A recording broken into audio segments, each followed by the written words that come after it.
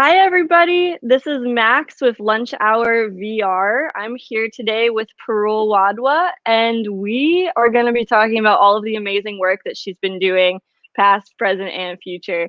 So, to start off with the introduction, Parul did an amazing VR experience that has to do with storytelling that explores the intervention of memory and intergenerational trauma, specifically surrounding migration. So, hi, Parul. Thank you so much for joining me today. Hi, Mike. Thank you for having me here. I'm so excited to be speaking with you today. Awesome. So, could you just give us a little bit of a rundown from your end? What is it you do? What are you passionate about? What do you do in VR? Absolutely.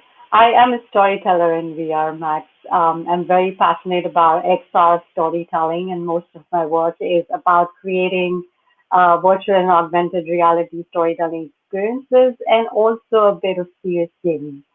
And so far, I've worked on three or four experiences. And I'm also an alum of the interactive lab of Tribeca Film Institute, along with an alum of the European social documentary, having coming from a very long tradition of doing documentary and films all around the world for almost a decade before I got into VR storytelling. Wonderful. So, I guess let's start out talking about the project that I introduced. Can you talk about a little bit about that? Sure. The project that you introduced is titled Sandbox of Memory, and it is a project which exists in VR, which was created for the Vive platform, the HTC Vive platform, and you can access it on their stores as well, along with Steam. And it's a story that is very personal, semi-autobiographical, and very close to my heart. The Mm. story follows the character of, an intergen of, I think they disappeared, yeah. The story, I'm back online. The story follows the character of a refugee who transitioned from one border to another. And here the context is the partition of India in 1947. The reason that I chose to spoke about this story so vocally in VR is, first of all, I think there's a lot of context when we're speaking about the Holocaust and the memories. And there's a lot of documentation of, narratives in that sphere. Especially, there's a Holocaust museum as well, and there's a lot of oral storytelling that's found it as well.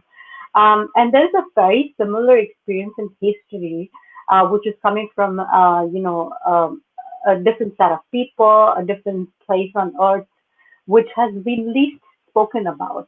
And that sort of struck a chord with me, having South Asian origins and my parents being South Asian as well.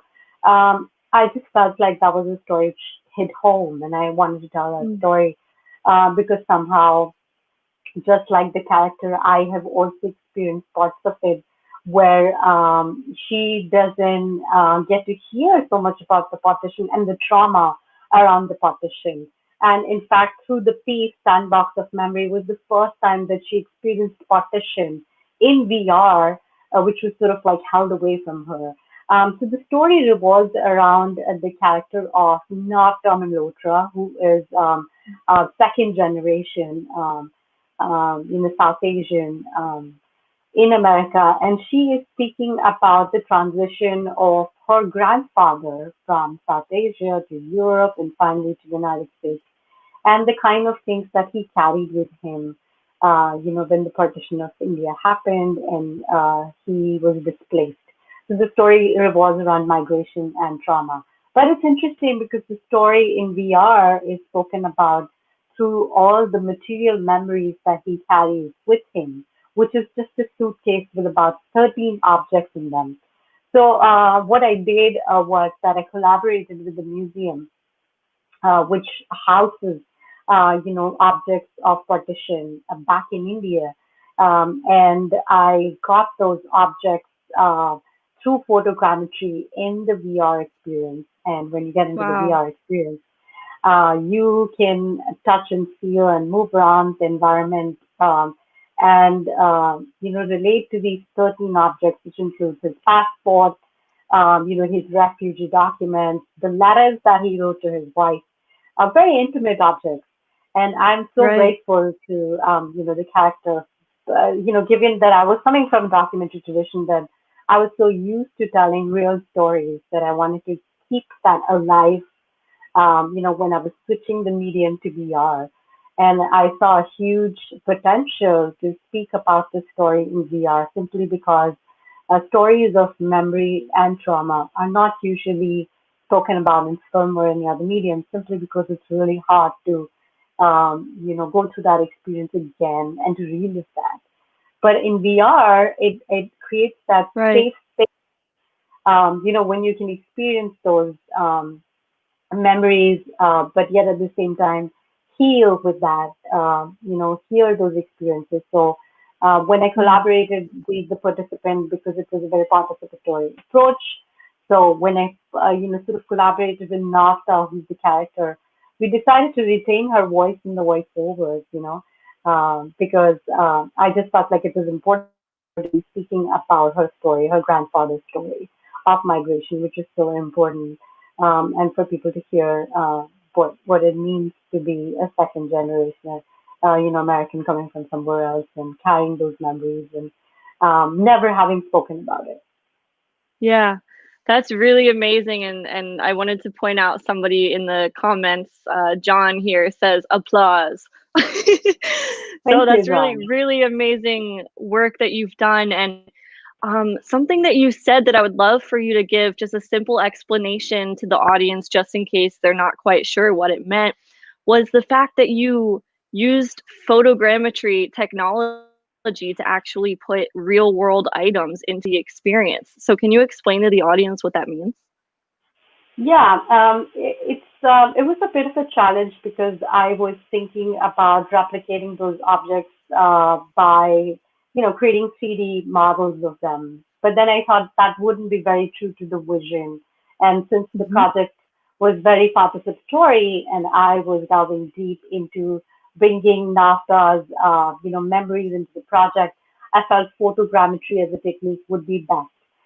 So what I did was that I went to this museum in India, which was housing these, 13 objects that belonged to her grandfather. I seek their permission, and I use this technique called photogrammetry, in which you take 360 photos of each of the objects and put them into a game engine called Unity. Hmm. And along with the 3D environments, you can actually feel that that object is pretty much there. So when you go into the experience in Sandbox of Memory, you are asked to play, with about these 13 objects while you're on a journey with NASA's grandfather.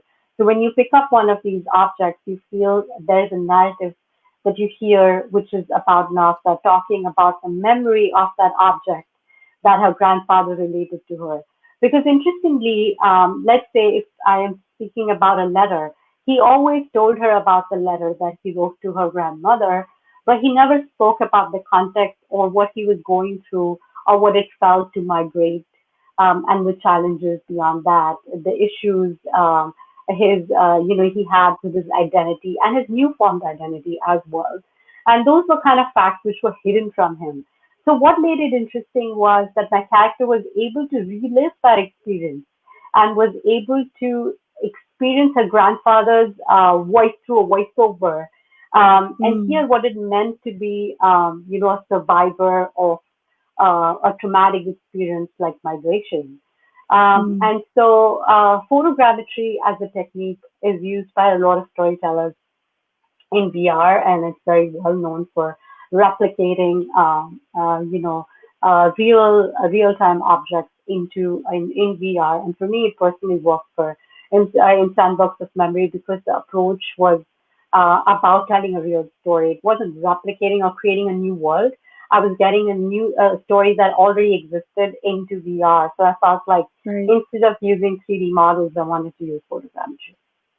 Right.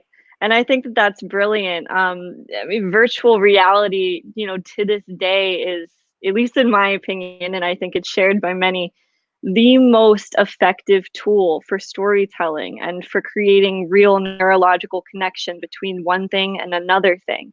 So the fact that instead of just simply 3D modeling these very, very important objects that resemble so much, you actually put the real objects in a sense into the experience. And I think that that was just absolutely brilliant. Yeah, absolutely. I think the intent was, I guess, I was trying to make an experience first and after the character. Then, of course, I was making it for everybody else to experience it through her eyes. So I wanted to give her that authenticity of voice. I wanted to make her feel like this experience was hers. The story was hers. And which is the reason it was a very conscious choice to keep her voice intact instead of using a voiceover artist. Right. It's amazing. For anyone watching right now, just a quick reminder that if you do put comments into the comment sections, we will see them and showcase them. And feel free to ask any questions and we'll make sure that they get answered. I wanted to put up Pearl's website here on screen. You can visit her website and see everything about all of her work there for those of you who want to see more, because there's plenty more to explore there. And now I'm going to show a video of some of your work that you can sort of explain to us a little bit more. So here's the first one. Vegas gets buried on Physics Road. Tongue size more. So yeah, I know that.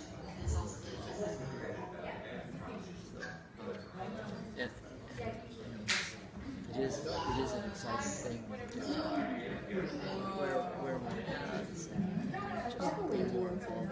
Pay the bills. So I would go to the host and we're going to go fast studio. I used to work with connections. So for them, paying into fees in India was what they paid us was great for us and cheaper for them. So it went those difficulties and All right. So what are we looking at there? So this is a video excerpt from my exhibition in San Jose Museum of Art, and you can see a participant experiencing the piece. And what exactly happens is that when you are in a gallery setting, and that was reflecting on the screen behind you, what you can see in VR. So the participant was experiencing the piece where they picked one of I believe that was the photograph of one of the friends of the grandfather whom he first visited in the US. That was his first connection. So he picks up that photograph and he hears a narrative of NAFTA saying that, oh, this is the photograph of Brenda Copeland, who used to be my grandfather's friend's daughter. And apparently, it's a very interesting thing that I try to trace her as well in California. And she turned out to be as the same age as NAFTA. So it's pretty interesting how people connect across borders, and then we realize the futility of borderlands and putting of course there's a whole different system that works around it, whereas people are the same everywhere. They're connecting. So when the participant picks up that object.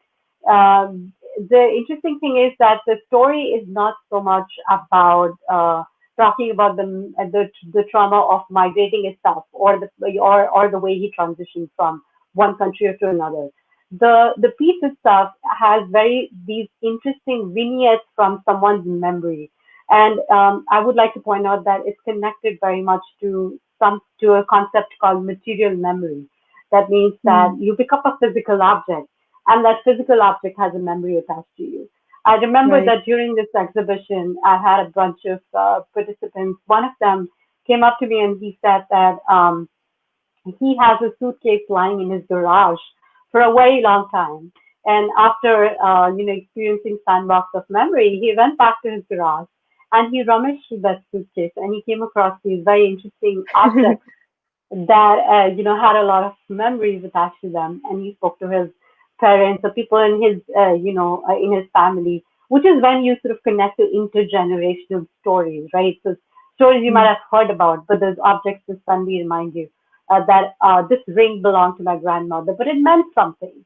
Or, Right. this book belonged to my grandfather. It meant something, and how did he get there? So I think I was trying to explore the whole idea of trauma through these material objects that, the trauma manifests itself in. Amazing. Okay, I am going to show one more video and then you can tell us a little bit more about that one. Absolutely.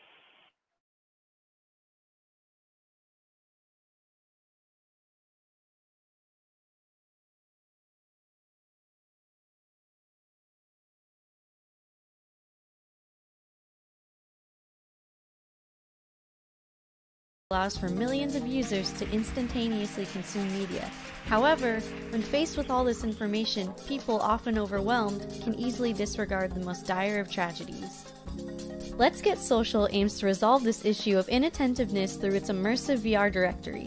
Unlike two-dimensional platforms which are susceptible to negligent viewership, VR headsets fully engage the user, thus invoking empathy within the participant-subject dynamic.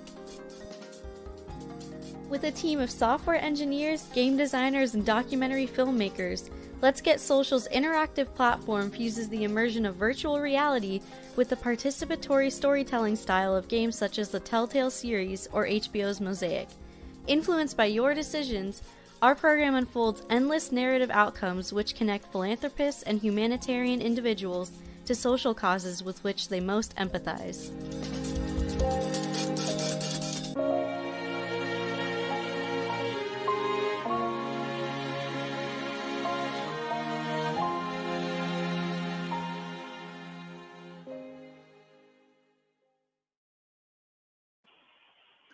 That's so cool. That's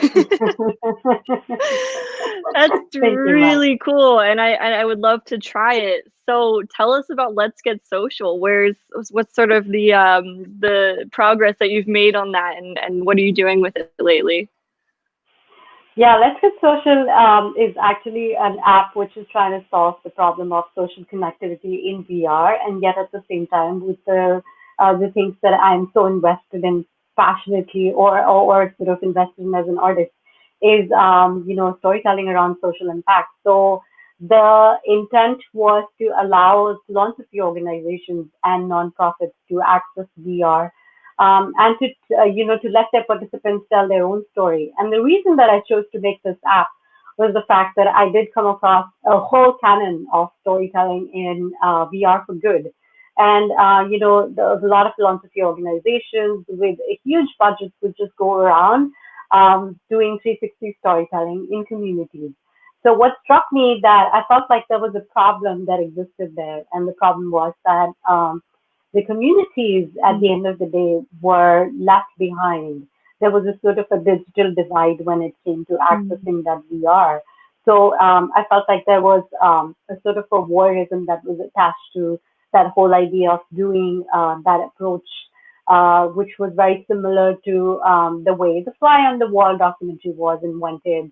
Um, and I wanted to just get all these different approaches from my experiences and create an app which will allow communities who are working from nonprofit organizations to use a participatory approach, get into the 3D space, pick up objects, play around with the 3D environments, 360 footage, anything that is available or they have created themselves, or they have a Mm. copyright to it, or it belongs to them. Again, keeping it true to the authenticity of the voice and who it belongs to, the content creation, so that they can create their own experiences and fundraise through that. So Right. that was the whole idea. And we have come sort of far with it because this project research was funded by the National Science Foundation, the NSF. And Nice. after that, we've had pretty good reception because this became part. I am also an alum of the Oculus Launchpad program, where I developed this project further, and then it was taken into another program called the Start Developer Program. So we're currently in phase two, and building the app we are at a point that we are just about to start user testing so that we can continue fundraising. And the intent is very much to have this as an independent app that can exist on, VR stores, on Quest and Go specifically, which are accessible, Mm. and also to take them, directly to the grassroots levels, to the people who are interested in creating their own stories. And I could be pretty loud to say here that's a very dumbed down version of Horizon, but Mhm. Facebook Horizon, but the intent is very different and the approach is Yeah. very different and the audience is very different, as you can see. Um, but yes, of course, towards the end of it as well, VR for good or social impact are things which run the intent of this app. Wonderful. And where might one like myself go to engage with this experience? So currently we have a beta available, and you can write to me to access it, and we send you a copy to test it. So once we have that, we've had the data collected that it's been extensively tested out, we will put it out in the public domain, preferably on one of the stores. And we're very excited because of Oculus and Facebook work in VR for good. Are excited to put that. In Oculus stores at some point. Awesome. Very great. So everyone, I just put her email address up on the screen. If you could please email her to access the beta version, or you can also reach out over LinkedIn, which I will put in just a minute. And we are nearing the end of the show, so I would love to hear your thoughts and your plans for the future moving forward, especially with COVID, occurring for who knows how much longer. I know that that has sort of shifted a lot of people's plans in terms of what they want to create and how they're going to create it. So, yeah, what can we expect to see from you in the future? Yeah, absolutely. When 2020 hit, everyone's world went upside down, including mine. And the Yeah. only sliver of hope was that everything has gone digital, and as people working in virtual reality in that space, that was the only exciting thing, and it felt like the future has arrived, and it's no longer science fiction. And given that I work with communities and my approach is very participatory, I had a lot of roadblocks and challenges to access those people, and to continue my projects, and to make sure that that funding is reaching those grassroots levels. And given in that whole sphere as well, my current project is a collaboration with an organization in California called Story Center, where we are working on a project, very exciting project called Stories of Home, which is a VR project about the memories of home, uh, specifically by immigrant and refugee women in the Bay Area. The reason I, wanted to work on this project was the approaches that I take towards memory is, it's very unique, and I wanted to use that very same approach of using material objects and material memories. But this time, the project is slightly different because here, in my first project, I sort of collaborated with one participant and, took photogrammetry as a technique to sort of get those objects into VR. Whereas in this one, it's slightly different. I'm using newer tools and I'm teaching communities how to use these newer tools like Quill and Tilt Brush and draw. So I'm sort of Mm. using that approach of art and therapy together, and bringing the experiences, their memories of home. And again, I am again touching about Mm. very sensitive topics here as well, but without being very Right. political about it, because I think that my job is not to be an activist or to take a stance about any of these things. My job is just to sort of reverberate what's happening in the world and to reflect that back in VR. So this approach as well. I am working with a lot of philanthropy organizations in the Bay Area, which Mm. give us access to their participants who are immigrant and refugee women, We take a one-on-one storytelling approach with them where we teach them how to tell their own stories in 2D before we introduce 3D techniques to them. And once I, take them into the 3D world, I use tools like Quill and Toothbrush to make their world come alive. And they're very interesting, very intimate stories and portrayals of home. And two more reasons that I'd cite that I was so interested to work on this project was when you're speaking about home and memories and trauma and migration specifically, you hear all sort of narratives. You hear narratives from men, but the voices of women are often absent and they're behind those men. And women are, very much responsible for the family's successful migration into another culture or for that assimilation to happen, whether that's with, kids. And their stories are often unheard of. So the stories that Mm. I came across while working with these women was so heartwarming because they were speaking about the challenges, but yet like those little intimate things that they experience with, kids at home or challenges of just going to a new school. And it was just something which was very unheard of. And as an artist, I felt like it is my onus to bring these stories to the fore, especially using an emerging medium like VR. Right.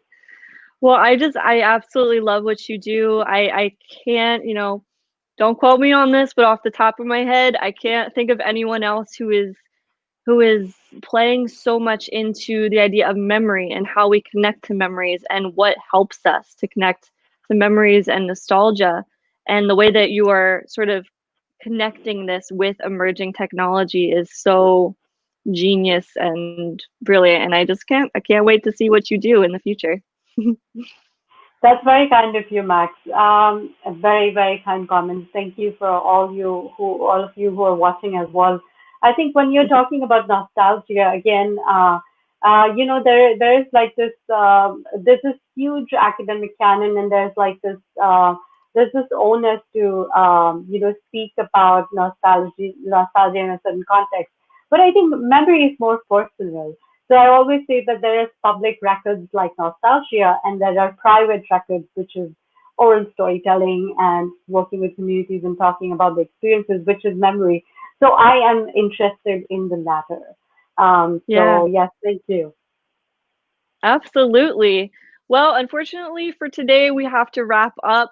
Parul, thank you so much for being on today. It was a pleasure, and everyone watching. Please see her LinkedIn link at the bottom, or feel free to reach out to her via email, and also check out her website to see the rest of her work and get to know more of it better.